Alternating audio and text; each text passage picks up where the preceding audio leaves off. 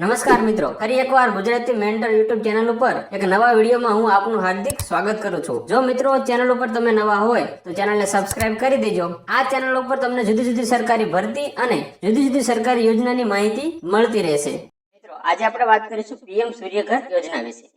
મિત્રો અત્યારે જે વર્તમાનમાં સોલારનો જે ક્રેઝ છે, તમે ઘરે સોલાર નખાવો, તમારું જે લાઇટ બિલ આવતું હોય એ સાવ માફ થઈ જાય અને તમને આ સોલાર સિસ્ટમ નખાવવા માટે પછી સરકાર સબસિડી આપે, એટલે તમને બે ફાયદા થાય।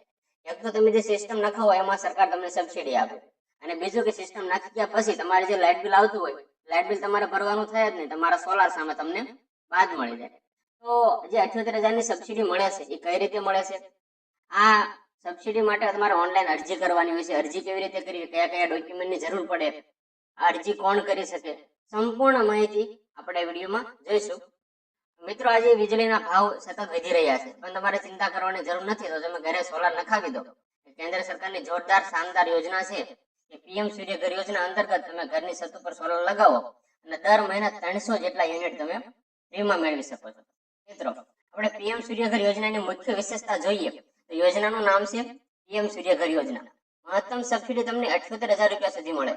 તમે મેક્સિમમ પીએમ સૂર્યઘર યોજના અંતર્ગત મેક્સિમમ 78,000 રૂપિયા સુધીની સબસિડી મેળવી શકો। એ સબસિડી કોને કેટલી મળે એ આપણે આગળ ચર્ચા કરીશું। એના લાભ જોઈએ તો બે પ્રકારના લાભ છે। એક તો તમને વીજળી મફત થઈ જાય અને આવક થઈ જાય, એટલે કે તમારો જો યુનિટનો વપરાશ હોય એટલા સામે તમે સોલારથી યુનિટ જનરેટ કરો, તમારા સોલારના એટલા યુનિટ બને તો તમારે વીજળી બિલ ભરવાનું થાય નહીં। અને જો તમારા જે યુનિટ સોલારના યુનિટ હોય વધી જાય અને તમારો વપરાશ ઓછો હોય તો તમને એના પૈસા પણ મળી જાય દર વર્ષે। એટલે મતલબ બે પ્રકારના લાભ છે। અરજીની મોડ એટલે કે અરજી કઈ રીતે કરવી, તો ફરજિયાત તમારે ઓનલાઈન અરજી જ કરવાની છે। મિત્રો આ યોજના હેઠળ કેટલી સબસિડી મળે? મેક્સિમમ 78,000 મળે, પણ એ તમારી જે સિસ્ટમ હોય એ સિસ્ટમને આધારે મળે। મતલબ કે તમે જો 1 કિલોવોટની સોલાર નખાવો તો તમને 30,000 સબસિડી મળે। તમે 2 કિલોવોટની સિસ્ટમ સોલાર સિસ્ટમ નખાવો તો તમને 60,000 સબસિડી મળે। અને તમે 3 કિલોવોટ જે સોલાર ઘર વપરાશ માટે મેક્સિમમ 3 કિલોવોટ નાખતા હોય છે બધા, એ 3 કિલોવોટને નખાવો તમને 78,000 એટલે કે પૂરેપૂરી સબસિડી મળે। અને એક ખાસ વાત એ છે ત્યારના સમયમાં જે સૌથી મહત્વની વાત જો મને લાગતી હોય કે સબસિડી સીધી તમારા બેંક ખાતામાં જમા થઈ જાય।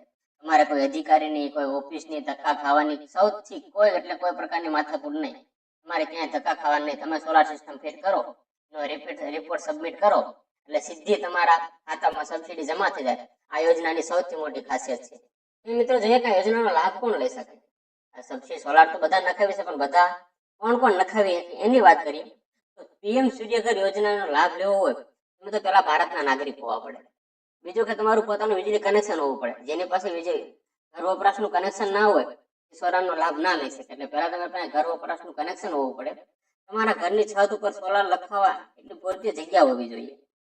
એવું ધાબુ હોવું જરૂરી નથી, પતરા હોય તો ચાલે, પણ પતરા પર તમારે એટલી સ્ટ્રેન્થ બનાવી, એટલું મજબૂત બાંધકામ કરીને એની ઉપર તમે પણ સોલાર નખાવી શકો। એવું જરૂરી નથી કે ધાબુ જ હોવું જોઈએ, તમે પતરા ઉપર નળિયા ઉપર પણ સોલાર નખાવી શકો। અગાઉ કોઈ સોલાર સબસિડીનો લાભ લીધેલો ના હોવો પડે। હા મિત્રો, અગાઉ તમે કોઈ સોલાર સબસિડીનો લાભ લીધો હોય તો તમને પછી બીજી વાર લાભ ના મળે। મિત્રો ડોક્યુમેન્ટની વાત કરીએ તો બીજી પ્રકારના ડોક્યુમેન્ટ છે, અને બધા ડોક્યુમેન્ટ બધા પાસે હોય જ। એક તો તમારું લાઇટ બિલ, કે તમારે જો ઘરે મીટર હોય તો લાઇટ બિલ તો તમારા જોડે હોવાનું। આધાર કાર્ડ પણ અત્યારે બધા પડે હોય, અને તમારા ખાતામાં સબસિડી ડાયરેક્ટ તમારા ખાતામાં જમા થાય છે, એટલે બેંકની પાસબુક અથવા કેન્સલ ચેક પણ આપવો જરૂરી છે। મિત્રો વાત કરીએ અરજી ઓનલાઈન કરવી કઈ રીતે? યોજનામાં જોડાવા માટે ક્યાંય ધક્કા ખાવાની જરૂર નથી।